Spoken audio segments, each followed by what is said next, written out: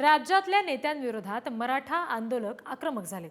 काल उद्धव ठाकरे यांच्या घराबाहेर आंदोलन केल्यानंतर आज अजित पवार यांच्या घराबाहेर मराठा आंदोलक आंदोलन करण्याची भूमिका घेतात। आरक्षणावरून सर्वपक्षीय नेत्यांना घेरण्याचा प्रयत्न मराठा आंदोलकांकडून केला जातोय। यावेळी आरक्षणावर भूमिका स्पष्ट करण्याची मागणी आंदोलक करतात। काल ठाकरेंच्या घराबाहेर मराठा आंदोलकांनी जोरदार घोषणाबाजी केली होती आणि तसंच आता अजित पवार यांच्या सुद्धा घराबाहेर आंदोलन करणार असल्याचं त्यांनी जाहीर केलं। या सगळ्या संदर्भात आणखी तपशील घेणार आहोत। प्रतिनिधी निखिल चव्हाण सध्या आपल्याशी जोडले गेलेले आहेत। निखिल, आता नेमकी काय परिस्थिती आहे अजित पवार यांच्या घराबाहेर, कारण तिथे मराठा आंदोलक कुठल्याही क्षणी जमू शकतात?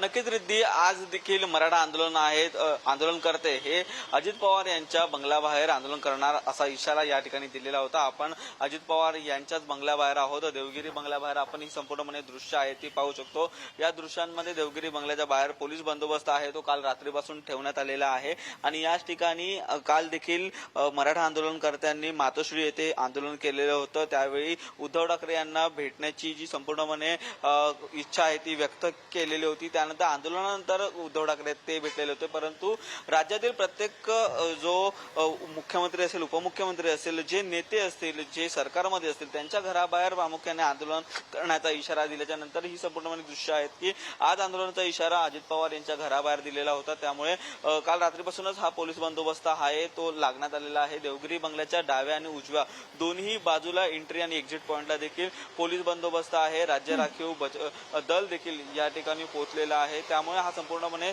सुरक्षिततेच्या अनुषंगाने हा घेतलेला पोलीस बंदोबस्त या ठिकाणी आपल्याला पाहायला मिळतोय। कोणताही अनुचित प्रकार घडू नये यासाठी या ठिकाणी पोलिसांनी ही खबरदारी घेतलेली आहे। परंतु आज आंदोलनकर्ते देवगिरी बंगल्यावरती पोहोचून कशा प्रकारे आंदोलन करतायत आणि त्यांची मागणी काय या ठिकाणी येऊन व्यक्त करतायत आणि या संपूर्णपणे आंदोलनामध्ये अजित पवार यांची भेट आंदोलनकर्ते घेतात का हे देखील पाहणं महत्त्वाचं ठरेल। परंतु काल रात्रीपासून देवगिरी बंगल्यावरती पोलीस बंदोबस्त आहे हा लागलेला आहे।